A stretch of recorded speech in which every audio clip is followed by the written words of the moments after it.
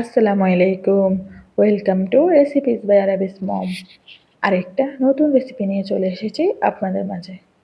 আজকে রান্না করব পুঁই ফল বা পুঁই শাকের বিচি। অলরেডি আমি রান্নাটা বসিয়ে দিয়েছি। পেঁয়াজটা ব্রাউন কালার হয়ে এসেছে। এরপর আমি দিয়েছি 2 চা চামচ রসুন বাটা, হলুদের গুঁড়া দিয়েছি 1/2 চা চামচ, আর মরিচের গুঁড়া 2 চা চামচ, ধনিয়া জিরার গুঁড়া 2 চা চামচ। লবণটা আপনাদের স্বাদ মতো দিবেন। একটু পানি দিয়ে মশলাটা কষিয়ে নিয়েছি। এরপর অ্যাড করেছি এখানে মাছ, আর আমি দিয়েছি ইলিশ মাছ, আপনারা চাইলে চিংড়ি মাছ দিয়েও করতে পারেন।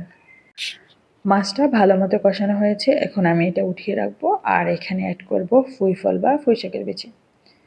আর এই বিচিটা যে খাওয়া যায় আমরা অনেকেই জানি না, যেটা আমিও আগে জানতাম না। রান্না করার পরে দেখেছি অনেক মজার। এরপরে এটা কয়েকবার বাসায় করা হয়েছে। এই রেসিপিটি ফলো করে আপনারা চাইলেও খুব সহজেই বাসায় তৈরি করে নিতে পারেন।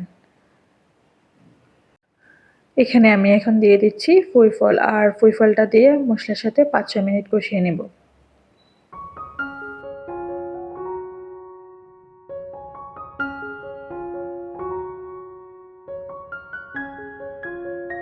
পুঁই ফলটা কষিয়ে নিয়েছি। এরপর এখানে দিয়ে দিলাম আলু দিয়ে আরও একটু কষিয়ে নেব ভালো করে সব কিছু একসাথে।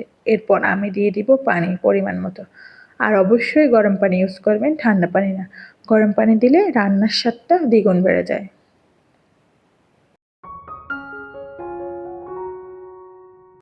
পুঁই ফলটা কষানো হয়ে গিয়েছে, এখন আমি এখানে দিয়ে দিব পানি। আর পানিটা দিয়েই আমি এখানে মাছটা দিয়ে দিয়েছি। আর দিয়ে দিব টমেটো কুচি।